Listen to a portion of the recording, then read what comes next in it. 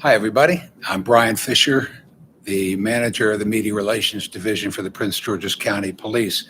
And before I introduce the commander of PGPD's Financial Crimes Unit, Lieutenant Joe Bellino, who, by the way, is probably one of the best financial crimes investigators in the country, and he'll be talking to you today about the pigeon drop scam that's cost a lot of our senior citizens their life savings. But I will just add that there's not a day goes by that I don't get a call or an email that's a scam. I have been contacted by government agencies to pay back taxes by credit card. I've been told that I owe my Social Security is in arrears, that I needed to pay it. I've been called by Amazon, who said that my account has been tampered with, that I need to give them my credit card so they can rectify my account.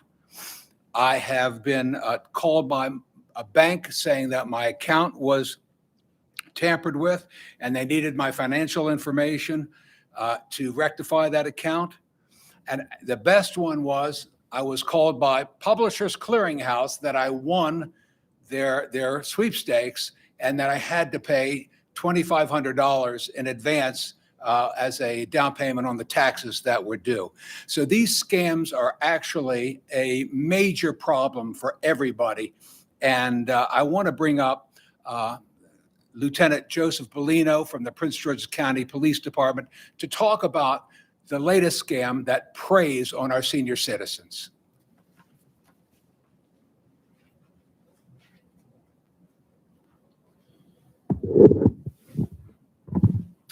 Good afternoon.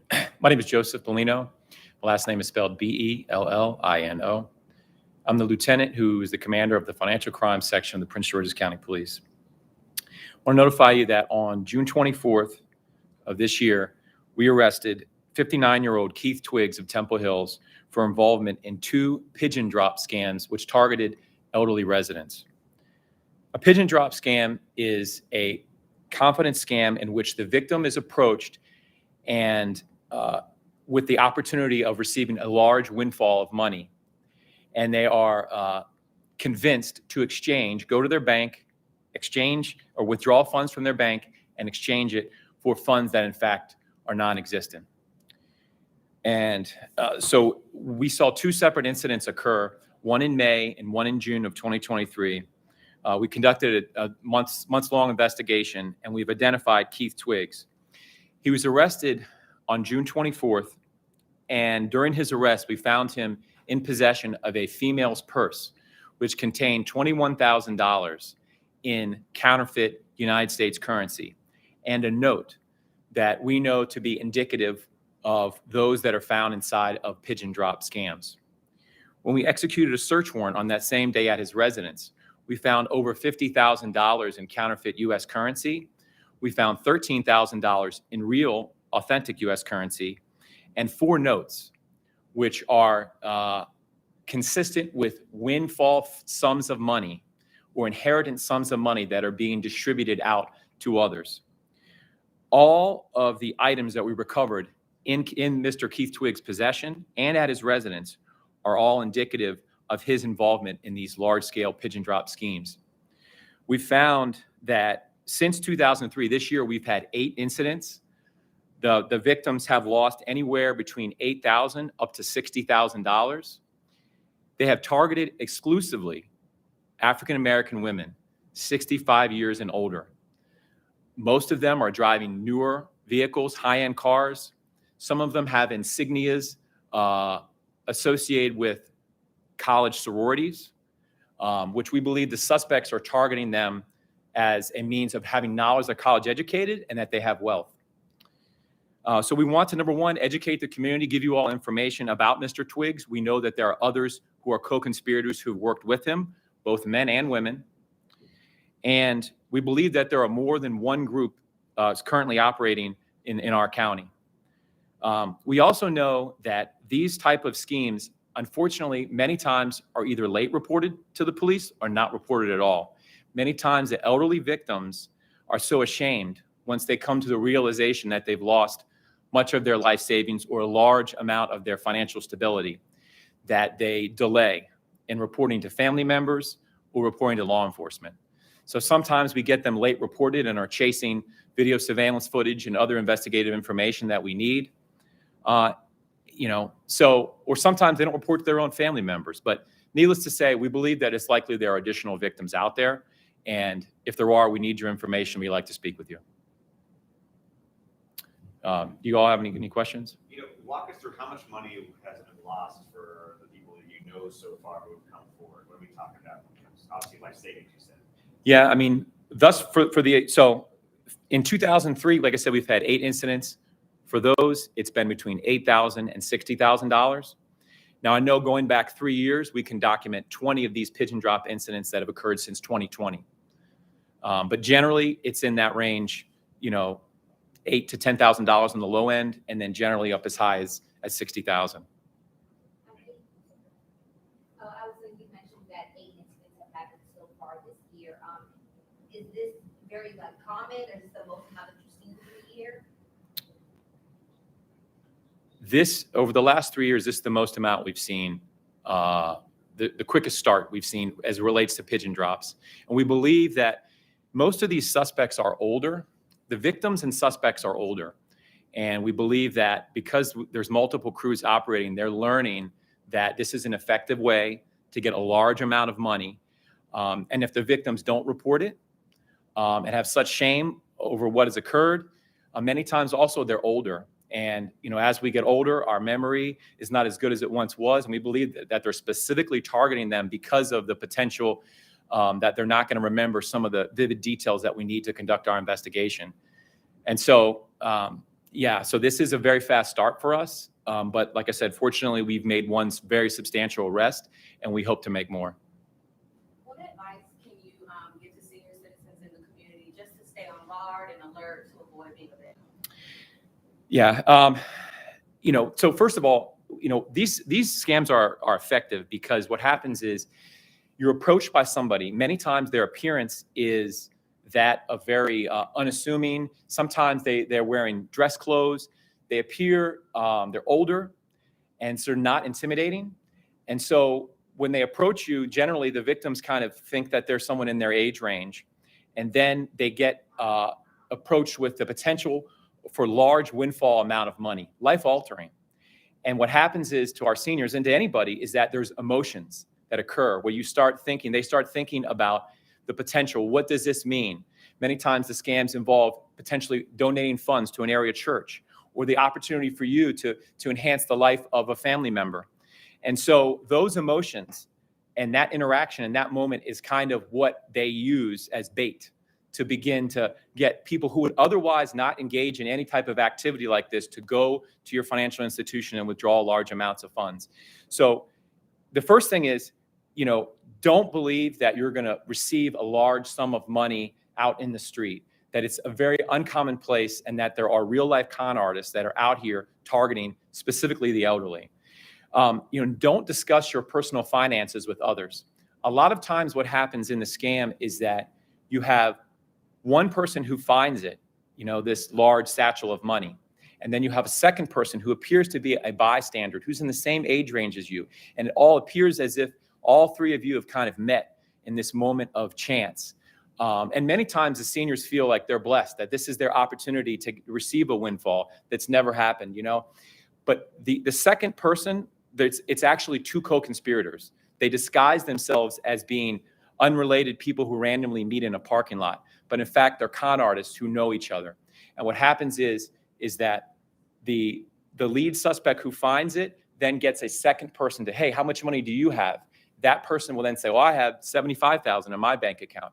And then you get the victim, how much do you have? And they feel this peer pressure to provide financial information that they would otherwise never tell anybody on the street, but are now, because of this potential of large amount of funds now being, gifted to them, that and a second person disclosing their financial, matters, that they then feel compelled to do it.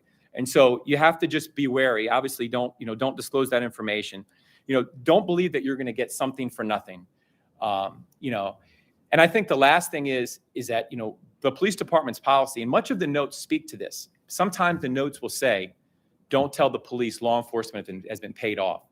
The procedures are, if large amounts of funds are found in a parking lot, notify the police department, we will recover it. And after 90 days, if no one's claimed it, it will be relinquished back to you. That is the lawful way to engage in it. Rest assured, many times these funds are found in parking lots and relinquished back to citizens. And that's a separate piece that the suspects use because these elderly victims feel guilty that maybe they didn't comply with the law because the note had mentioned something about law enforcement has been paid off. And so all of it is a psychological scam that with the emotions and all of the kind of, it's warfare that they're engaging in to get you to manipulate you to do something you would otherwise not do. As the court documents mentioned a second suspect of female, do we know any information about this person? Yeah, we can't speak to that. It's a portion of the ongoing investigation. Has she been arrested in any way or not yet? Yeah, we can't speak to that. It's a part of our ongoing case. Talk a bit about, I know you kind of mentioned something. Is this a quick transaction? Is this a befriend them over time sort of thing? Talk a bit about the timetables you're seeing. Yeah, and so this is how it's happened virtually every time this year. Generally, if you look at the letters, you'll see the letters talk about a windfall. There's different variations to the scam and different ways that it's done, but it's all a pigeon drop. But what normally happens is, say, for example, this purse of cash is found outside your vehicle and they approach you. What normally happens is they want to discuss this in private.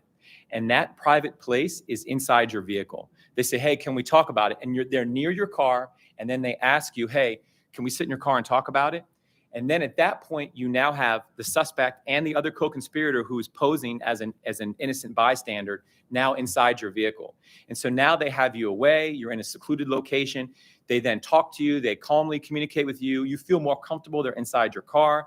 And then generally what happens is there's multiple variations, but they have you drive to your banking institution.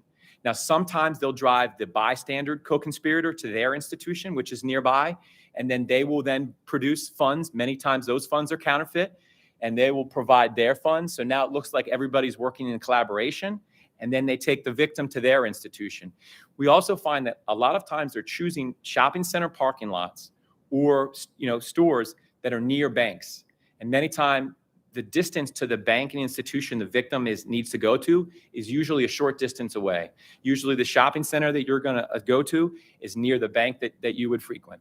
And so generally that's what they're picking, locations that have banks that are nearby that kind of have everything there. What happens after the situation when the victim came forward, they spoke to you? Will that money be recovered in any way, or is it just a complete loss? Much of that's going to be dealt with the state's attorney's office, and obviously we're expecting an aggressive prosecution. But we would hope that the funds, the cash that we recovered from Mr. Twiggs, would be reimbursed to the victims who've been charged in his case. And would you say Mr. Twiggs is kind of like the head honcho, or just somebody a part of this big scheme?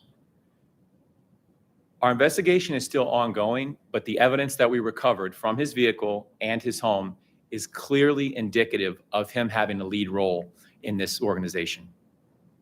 Now, we have counterfeit money here, so a lot of times that goes to a federal sort of situation. Will that, in this case, will there be some sort of federal charges pending here? So the funds in this case are marked with, they're called motion picture currency. And so they have a small indicator on them that indicates that they look exactly like real funds, but because of the fact that they have this stamp of the motion picture currency, it basically allows them to circumvent being charged as true counterfeit currency. And if the victims were to look closely at the funds, they would actually see that, but the emotion of the actual initial event is such that they don't realize it. No, they're purchasing it. From what we understand, they're purchasing this motion picture, these funds online, and then, under the guise of using it for film or video, and then deploying it here to target our elderly residents. How serious is this situation?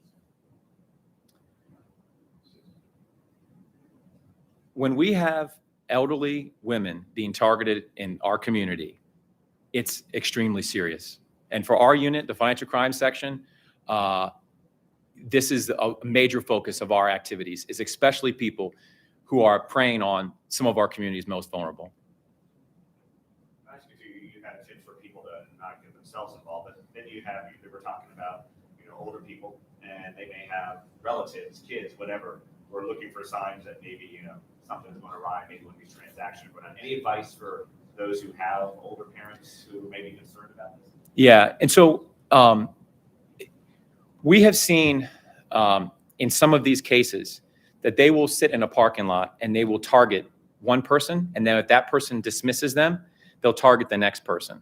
And so, what we would say is, if you see somebody in a parking lot approaching you with large funds of money, asking you or asking someone nearby, especially an elderly resident, if something that was found near their car belongs to them, monitor the activity, and if you see them, get in a vehicle with them, to us, that's suspicious information. At minimum, capture the tag, the description of the suspects, provide it to law enforcement. If in fact a complaint comes in, we'll have that information. But yeah, if somebody approaches you in a parking lot and has a windfall of money, and you just decide to send them away because you don't believe, please contact law enforcement and let us know. It's imperative that we get out there, because it's likely that they're going to continue targeting somebody until they find a victim. Talk about multiple groups here. Any word to those who might be able to give you information that leads to an arrest in this case? We have active investigations into multiple groups, and that's about all we can say. Do you need tips or anything? We do. We certainly need the public's help. If anybody has information or has a relative or family member who's been victimized, or they themselves have been victimized, please contact us. Don't be ashamed. There are many residents just like you. We understand the emotions and the manipulation that these suspects engage in and how these scams come to be.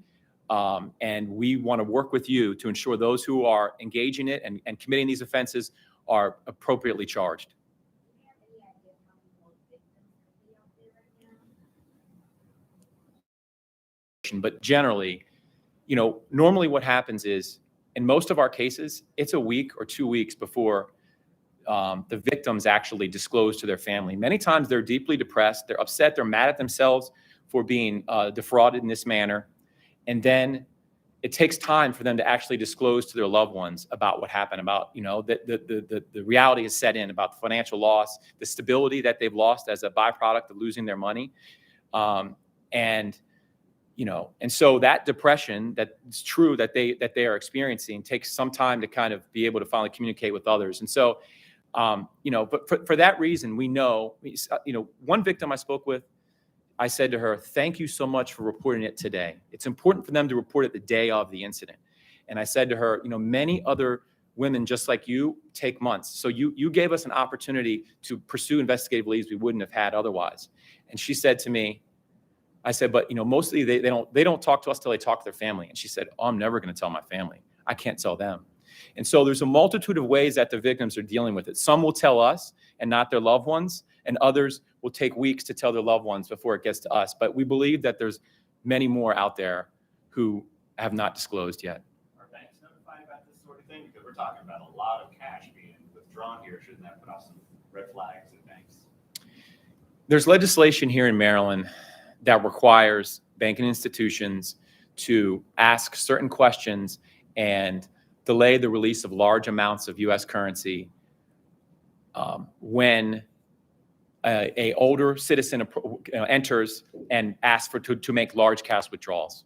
So there is legislation, and some of the banking institutions follow it and ask these questions. And many times, the suspects will actually, remember, I've told you, they get in the car, they drive to their bank, they may have had a second co-conspirator get cash out. Many times they coach them and they say, well, if they ask you any questions, tell them you're making a large cash withdrawal because you're doing a home improvement on your house. And so they give them kind of a response to be able to tell the banks. So sometimes we know that the suspects are coaching the victims. Some institutions are asking the questions, and we have had an institution deny and actually called their neighboring bank when they knew the victim was going to go to the next bank, and called them and said, "Don't let her take out any funds. We think something's afoul here." But unfortunately, a lot of the banks are relinquishing the funds despite the law. I'll take one more question. Just the large sums of cash, either counterfeit, real cash. I mean, and the moving parts of multiple people, it could potentially be pretty dangerous. I mean, having strangers in your car and accessing your personal information. I mean, could situations like this escalate? Many times, the victims, once they kind of agreed and they're inside their vehicle, feel once the interaction gets more lengthy, they're elderly and they do feel intimidated and scared. They have two unknown individuals in their vehicle, and they almost feel compelled now at this point to comply. So we haven't seen them, turn into robberies, but we've definitely had some of the incidents. The victims will withdraw the funds and then kind of show it or display it as a matter of the exchange, and the suspects will then take the funds and flee. So it hasn't gotten to a robbery, but it definitely approaches the level of the victim being certainly scared for their safety.